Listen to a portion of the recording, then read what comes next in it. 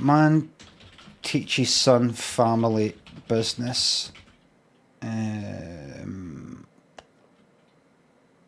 Business is to do with money, so let's do money. Does that mean I have to have my legs in the air all night? Well, I don't have a vase, do I? Right, the story commences. Craig said to his son, who was only 16, "Have you got a job yet?" "No." "You're a layabout and a deadbeat. There's no jobs, there's nothing for me. Excuses. Right, doesn't matter. I'm going to teach you about the family business." "I don't want to do that though." "Have you got a job? You just asked me that. Have you got a job?" "No." "Then you're going to have a job. You're going to be working for me. And then it'll be you." And he took him in, and you know where he worked? Undertakers. He said, "Now, you know the beauty of being, and I know, you never go out of business." Yes. You'll never go out of business. Because people always die. Yes. You'll never go out of business. Do you know how you kind of get a job? That's because it's all taken up by computers and AI and all that. Anything you used to be able to do had to be done manually can all be done with computers now. And that's going to happen more and more. There's not going to be a fucking thing that can be done by computers, except, see this, people will always want the personal touch when it comes to the undertakers. You don't want to just go out there, take the body, shove it in a fucking contraption with, you know, they take them for the morgue in a hospital, shove them in a contraption that does it. They want to know that a human is handled. It's one of the last human things. You know, it's one of the last things that matter.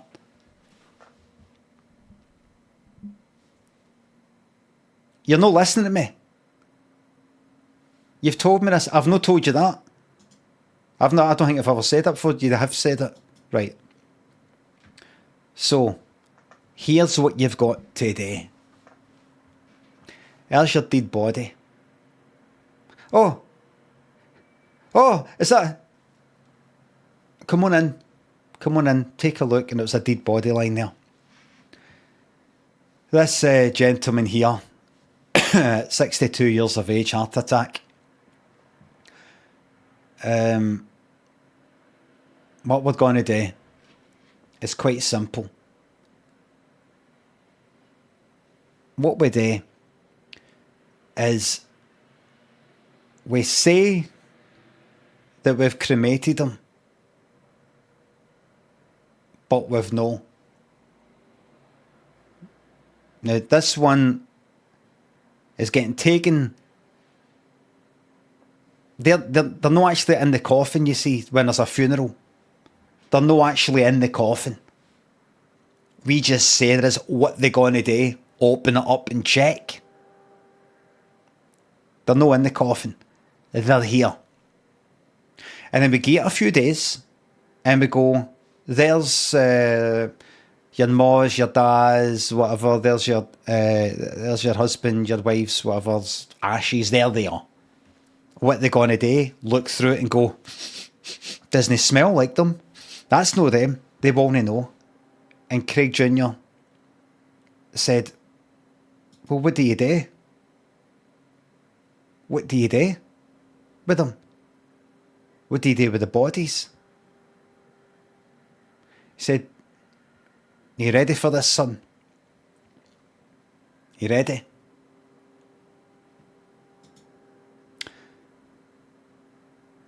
Do you know why you have never in your life, in this family, gone a day without a right good, don't say it, a right good, Dad, don't, a right good meat dinner? I've always went like that. There you got chicken today. There you got beef today. There you got pork. There's always something in there. Stew. Chili. Or just meat. Slices of meat. Do you remember when it was that time there was no meat going about because of that thing?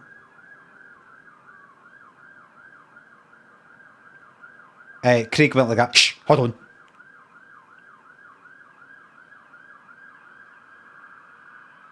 What is it? Shh.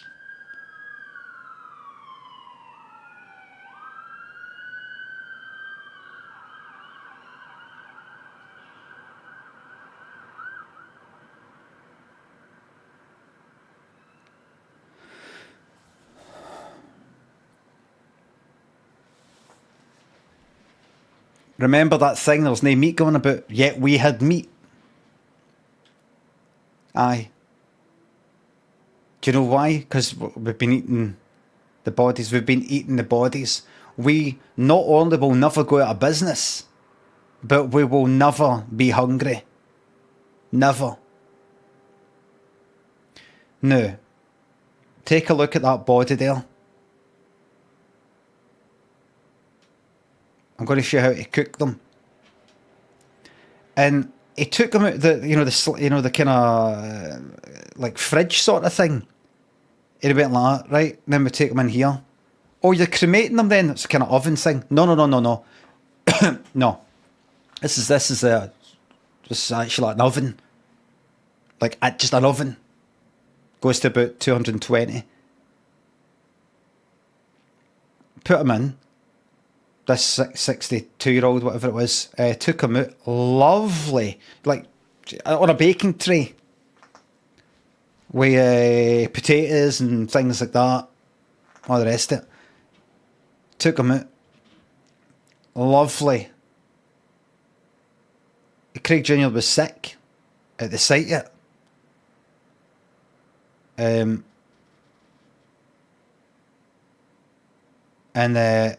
Craig went like that, try this, and he put a fork, it's more a spoon, and scooped out one of the eyeballs. Have you ever had, what are they, tomatoes that have been put in the oven, and you sort of, they're nice and warm and soft, and you sort of pop through them? It was like that. So try it. Craig Jr. was sick again. Try it with a bit of salt. That's the key. Had a bit of salt. And he went, it tastes like a tomato pickled onion.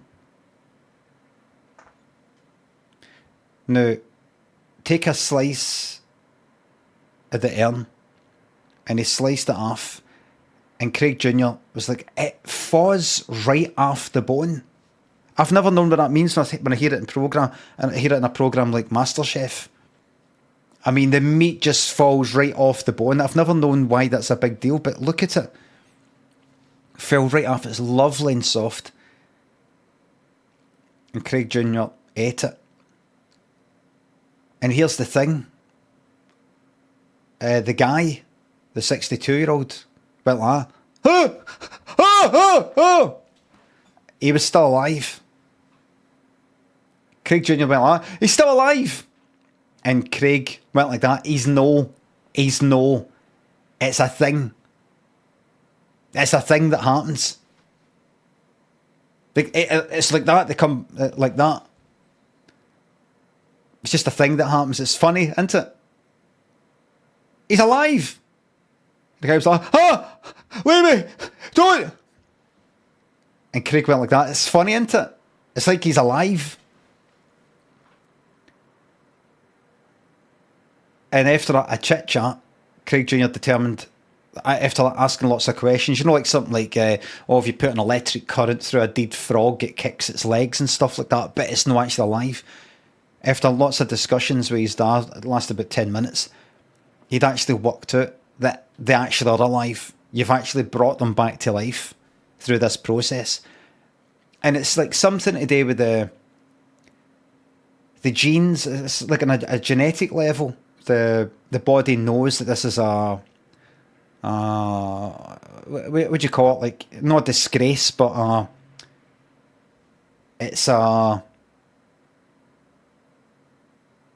like a sin, an abomination, that's it. Abomination, desecration, that knows deep down this is wrong, and it comes back to life. And Craig Jr., he fainted, woke up, and said, the body was dead again, and its face was all punched in. Craig explained, you got to punch fuck out it. And Craig Jr. went, I've got an idea of how we can make more money. How can we make more money out of being an undertaker? Never go out of business. Because people are dying all the time. But what if they died more? Craig Jr. said. Died more and more people died. No, the one person dies more. And Craig went, I don't follow you, son. You're always full of these highbrow ideas. I can't follow you. You brought him back to life. How about we bring people back to life, and then they live however long they live, and then they die again, and we get them again, and maybe we can bring them back to life a second time and a third time. I just don't think they'll go for that. I think when somebody's time has come and it's time for them to go, they're not going to want their family member back, but now they've been in an oven and their skin's all crispy. I think they'd prefer them just to go. Dad, just try it with this one. Well, he's dead. Well, next one then. And it was a woman, 75, old woman, just frail looking, stuck her in the oven. With the exact same conditions, with potatoes there, tomatoes and bits and bobs like that, bit of salt. Back out, cut a bit out of her arm, and she started screaming. But this time he didn't knock her out. He went like, you're alright, I've got you. She's like, like a lot of fucking pain. But they managed to get her in a taxi and send her, just said to the taxi driver, there's an extra 50 quid, take her to this address. And they just waited to see how it went. They didn't want to actually turn up in case they got done for it. Just take her out, just sort of shove her out and then leave. There's 50 quid for you. And they waited to see if it ended up in the news, and it did. It ended up in the fucking news. And they got a phone call going like that. What happened? I thought you were meant to be. What happened? Was she not your Undertakers? She's alive and she's in a lot of pain. And this is like the husband of the woman. He went like, so she's alive then? What's going on? What have you done? And Craig went like that. And he did that with his phone, like to Craig Jr. I said, I fucking told you. I apologise for that. No, it's great. What have you done? It's amazing. But what about the fact she's in a lot of pain? It doesn't matter. She's alive. The sanctity of life. That's the main thing. The sanctity of life. And he was like, all right, that's brilliant. Well, it was a new thing. But then, would you be willing to pay some money for the procedure that's just happened? I'll get fucking everything. I was going to top myself. Oh, all right, how much are you going to sort of leave behind? 50 grand. Well, how about you give £25,000? That's it. What? That's it beamed there.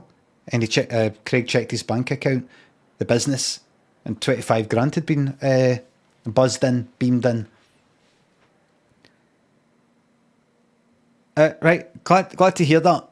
And hung up and said to Craig Jr., this was meant to fucking happen. I'm glad you didn't get a job, because that's, and they started doing it with like lots of people. They're in a lot of pain, but they were alive. Some people did bring back their family members and say, can you put them out their misery? And Craig went like that, I do apologise, yep, we'll take him from the back and knock him out. And Craig Jr. went like that, no. We can make money out of this as well. They want us to do the dirty work. We'll do it. We'll take them into another room and you won't get to see it, a bit like an abattoir. You don't have to kill the pig or kill the cow yourself. You just get some fucking heat cases who, for some reason, like having a job where they fucking kill animals and cut them open. Get them to do it, so you just get a nice wee pack of bacon and you don't have to think about the fact it's a pig. They don't do that for free. Why should we? How much should we charge? Well, nobody wants to have a murder on their conscience. I think we could charge even more than bringing them back to life. I don't know, son. It seems a bit capitalist to me. Oh, does it? Well, fucking shut the business down then. On you go. Shut it down. You're the one who went like that. Oh, you never go out of business. Yeah, you're right, son. It's just I feel we went a wee bit too far. There is no such thing as too far. When they ban it, that's when it's too far.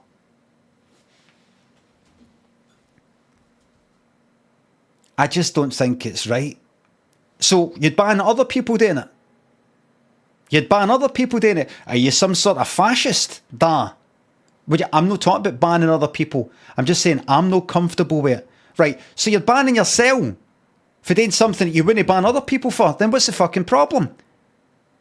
What's your problem? If you're not going to ban it for other people, don't ban it for you. If there's nothing wrong with it for other people, it's not wrong with it for you. I can't really keep up with this. Come on, we'll just get it done. Come on. How much should we charge? 50 grand.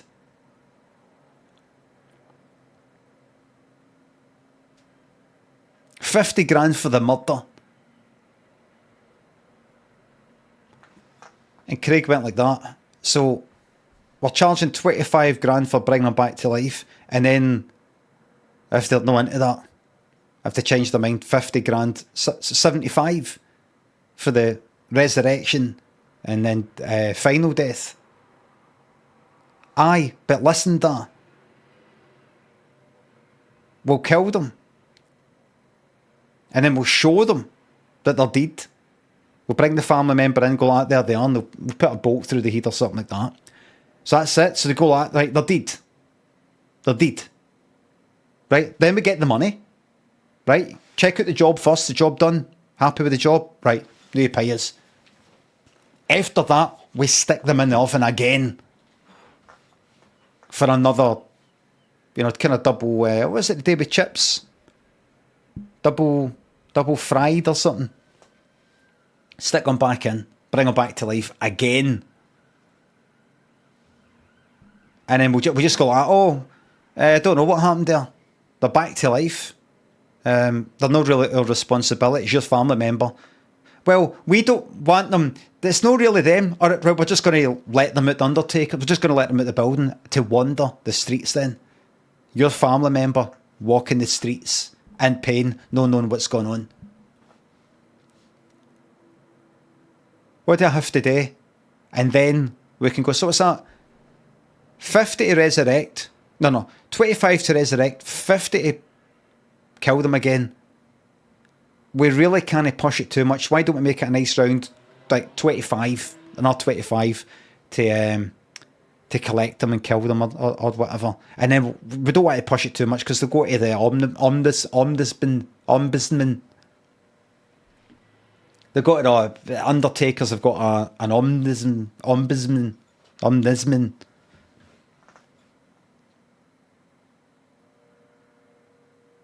Somebody that checks to see if it's all right, what people are doing, if it's right and proper, fit and proper.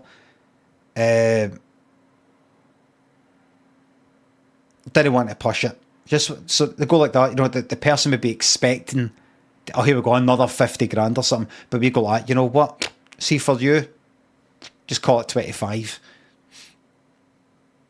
So much to that, 100 grand a fucking pop.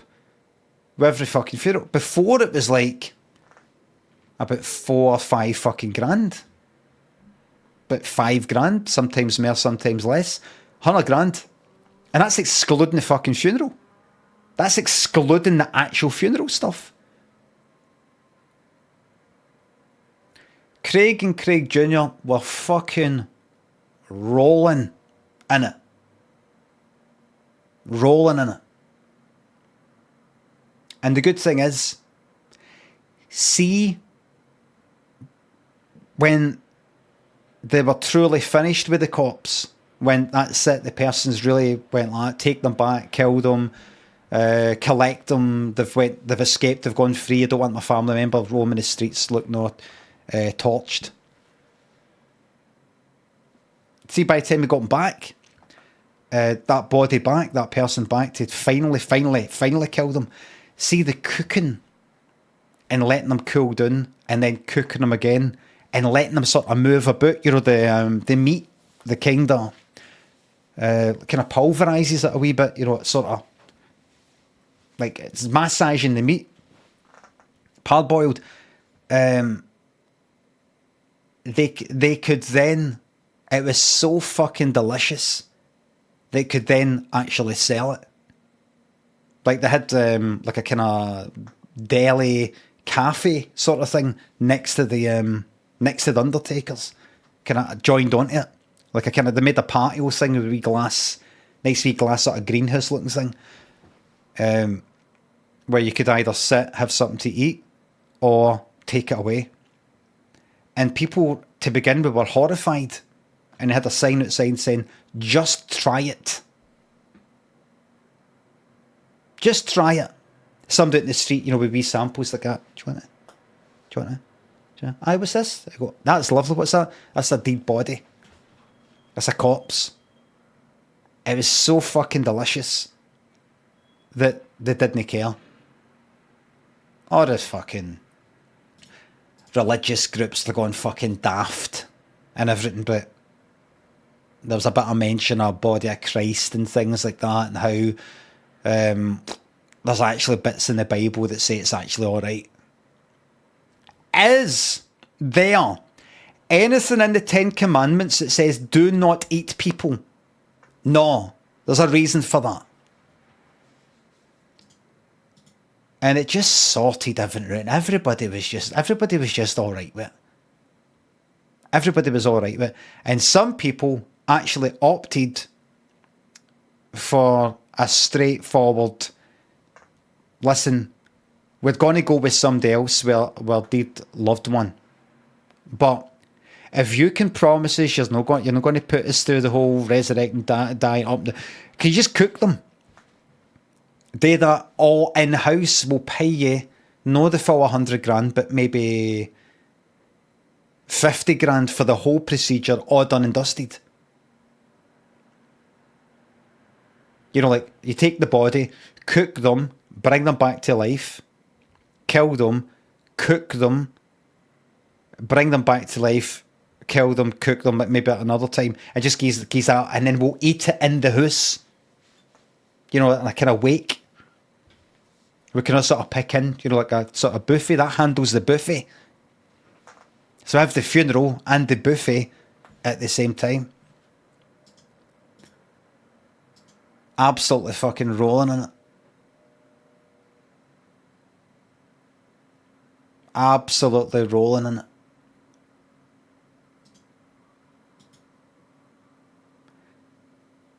And Craig turned to Craig Jr. and said, this is all fine and well, but there's one big problem. I've got one huge fucking problem. One huge problem that you've caused me, son. Can anybody know what it is?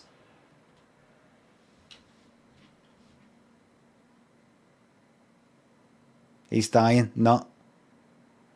That's right. That's right. Am I going to spend all this money? I'm rich! The end.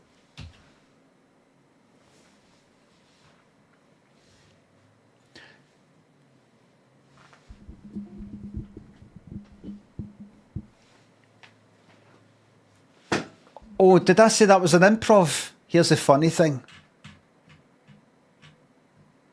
True story. True story.